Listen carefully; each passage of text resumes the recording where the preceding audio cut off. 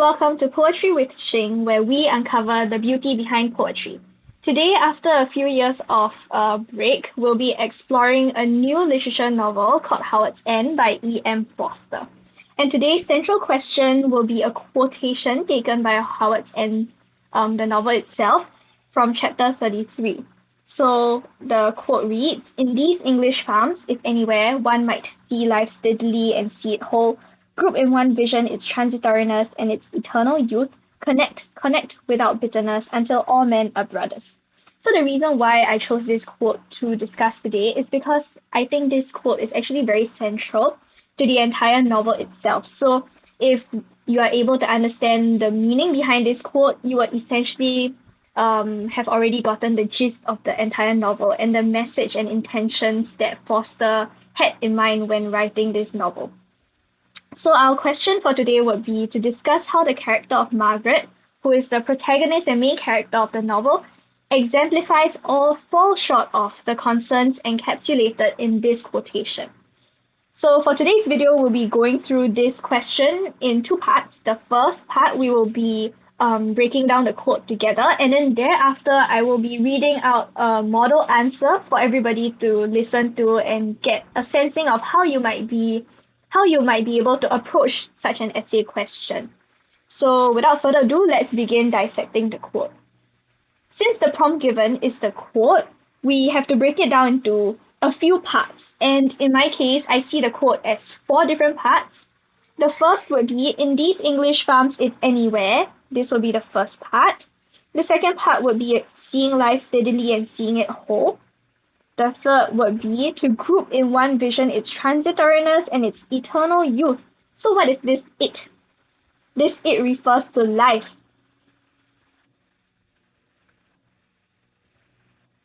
And the last part of the quote would be to connect without bitterness until all men are brothers. Okay, so from a surface level, we can begin to dissect what each of the parts of the quote means. So for the first part, English farms, immediately what comes to mind? Nature comes to mind. So I interpret this part of the quote as a return to an appreciation of nature from the industrial. So in the context of when Howard's End was written, Britain was undergoing, I believe, some kind of industrial advancements, and the book was also written at the turn of the English century, which is like about in the 1920s, where there was lots of industrialization happening in Britain, and perhaps Forster was trying to sound out to readers that it is also important to appreciate nature despite our technological or industrial advancements. Alright, so the second part of the quote would be to see life steadily and see it whole. And I interpret that as striving towards a sense of balance between two opposing sides, because steadily and whole could be argued to be two opposing perspectives, in the sense that steadily could mean a pragmatic view of the world. And why I say pragmatic view of the world is because steadily is, if you were to draw a parallel between living life on the edge and living life steadily might be perceived to be more pragmatic in the sense of having the financial security to live a steady life in that sense. And to see it whole, what does that mean? I interpret that as an idealistic worldview, in being able to encompass all your various perspectives of life and being able to see life as it is in whatever facets it comes in. So this second part of the quote could be interpreted as how one here might see life both in a pragmatic sense and also at the same time in an idealistic sense. And how does Margaret, which is our central character in this essay question, how is she able to marry the pragmatic and the idealistic worldviews in order to pursue whatever that she had set out to do, or to also fulfill the purpose that Forster has in crafting her as a character in Howard's End? So this would be balancing both sides. And moving on to the third part of the quote, which is to group in one vision its transitoriness and its eternal youth.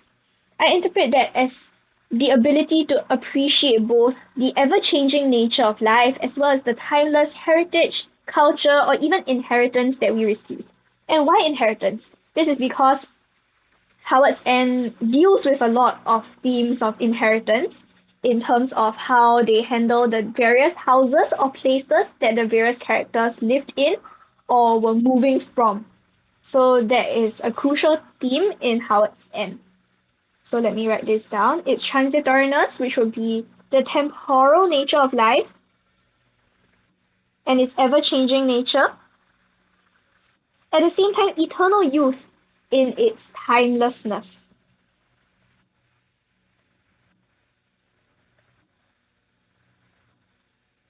And finally, the fourth part of the quote, which would be to connect without bitterness until all men are brothers.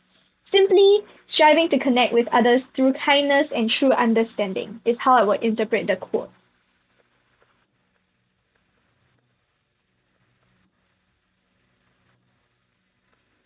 This could be compared to the Wilcox family, who was seen to be more pragmatic, and how the Schlegels might be more idealistic, and how Margaret is actually essentially a bridge between the Wilcoxes and the Schlegels, in being able to see life steadily, see a whole, and also being able to connect with others throughout the novel, despite the various personalities of the different characters.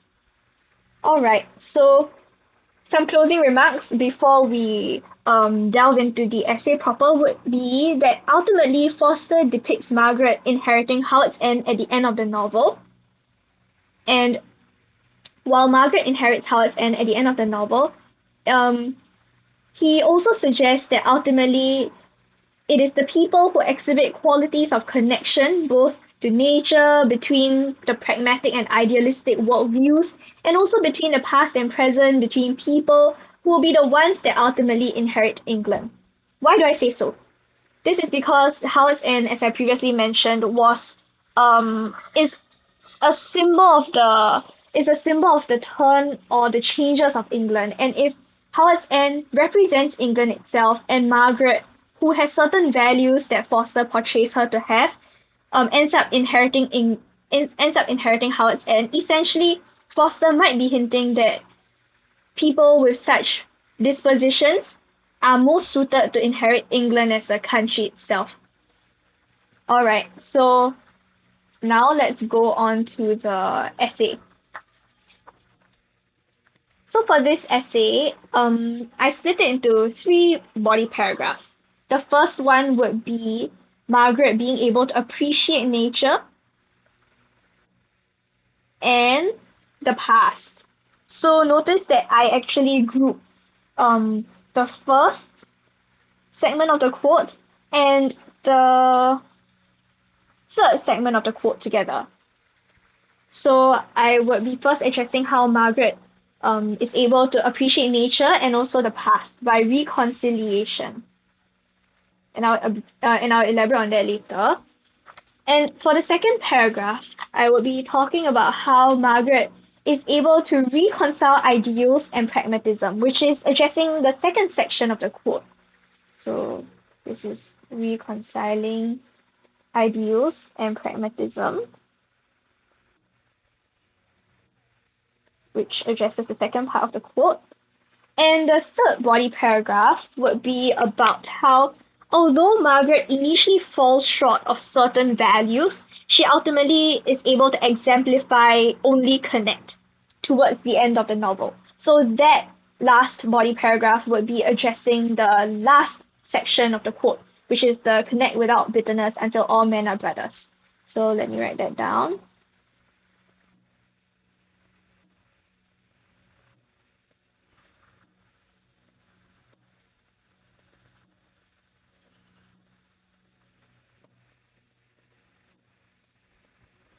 And notice how in 3 body paragraphs, I'm able to cover all the 4 sections of the long quote. And on top of that, notice that the essay question is asking you how Margaret exemplifies or falls short of. And if you were able to address both how Margaret exemplifies and how she falls short of, that might make your answer more nuanced. And the keyword here is or. So the question is asking you how Margaret exemplifies or falls short of. That's why you notice how I phrase my third point, which is that Margaret initially falls short of a certain value, but ultimately she's able to exemplify the value. So that does not lead to your essay right being out of point, or if it like your examiner won't think that you're not answering the question. All right, so now let's delve into the essay proper, which I will be reading out and you guys can just listen up and of course pause the video at any point in time if you are not able to catch up with what I'm saying. All right, let's begin. In chapter 33 of Howard's End, the omniscient narrator comments that in these English farms, if anywhere, one might see life steadily and see it whole, group in one vision its transitoriness and its eternal youth, connect without bitterness until all men are brothers. The quote encapsulates the themes of love, class differences, and highlights the novel's central tensions between materialism against idealism and nature against time. This is shown in these English farms, group in one vision its transitoriness and its eternal youth, indicating Forster's call for the need for an appreciation of nature in order to treasure the past and reconcile it with the present.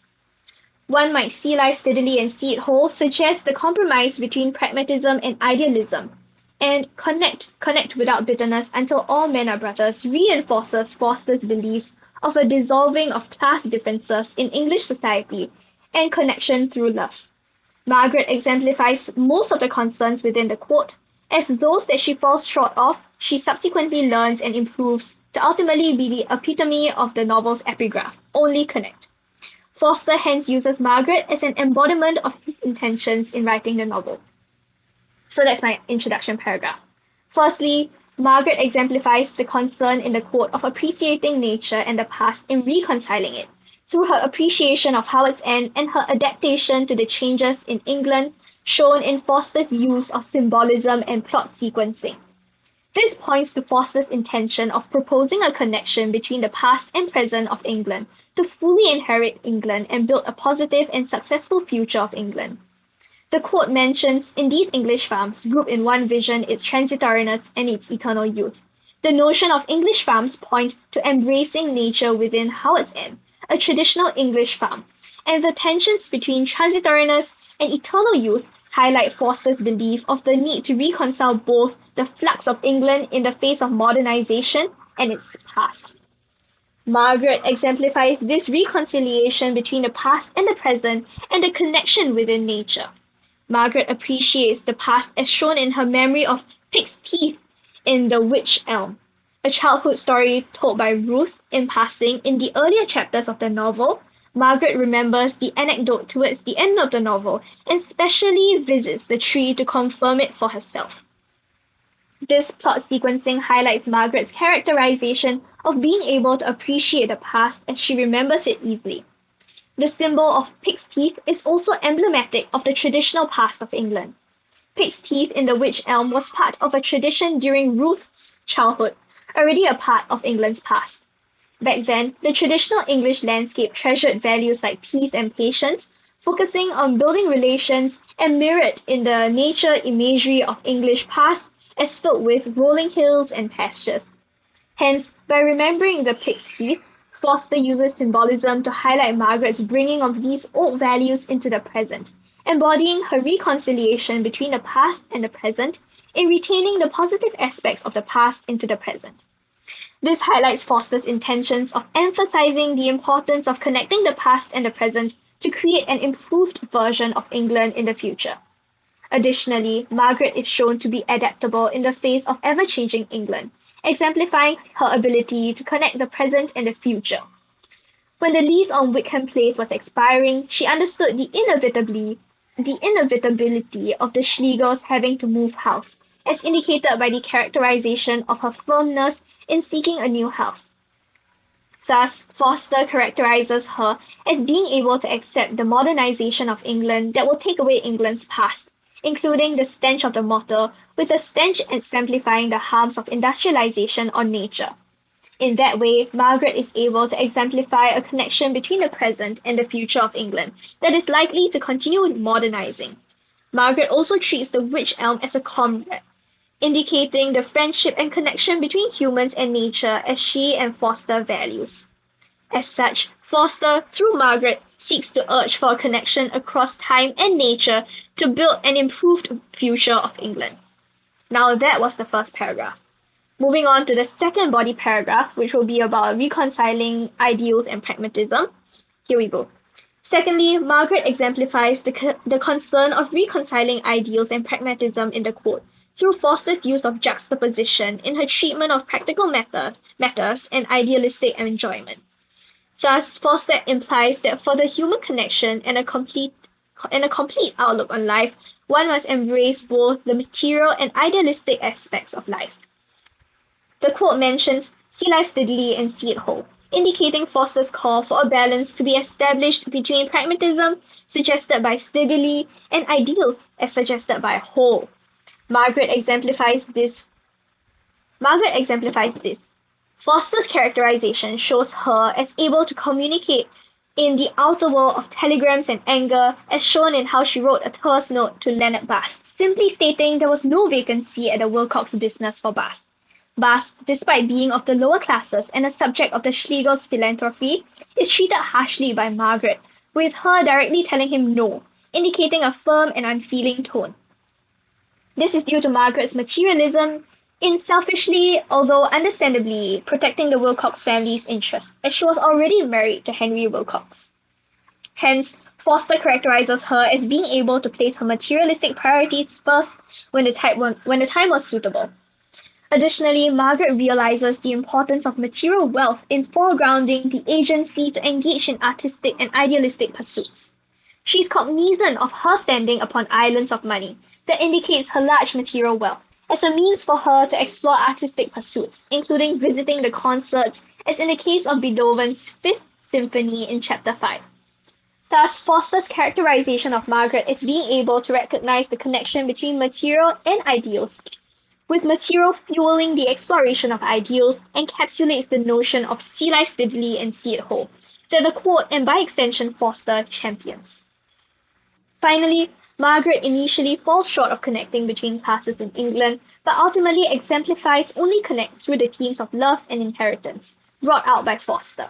Forster hence uses Margaret to urge for the human connection between classes and through love.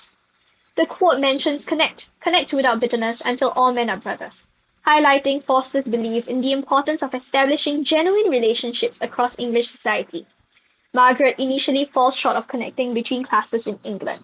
Forster characterized her as initially being insensitive towards class lines by using Bast as a symbol of the lower classes in one of her friendly debates with her friends. By debating whether Bast should get state welfare or not, she exudes a lack of empathy for those of the lower classes and instead uses them solely to stimulate her intelligence.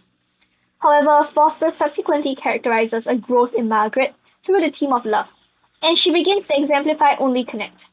This is shown in Forster's characterization of Margaret as being capable of forgiveness and compromise in forgiving Henry for his affair with Jackie.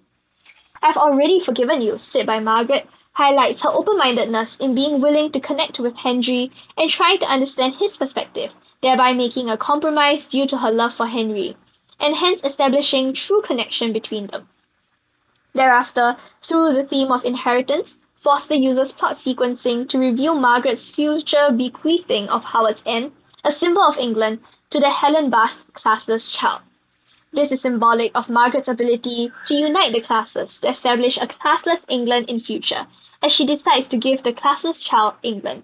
And in this case, the classless child refers to the child born to Ruth, her sister, and Leonard Bast, a member of the lower classes.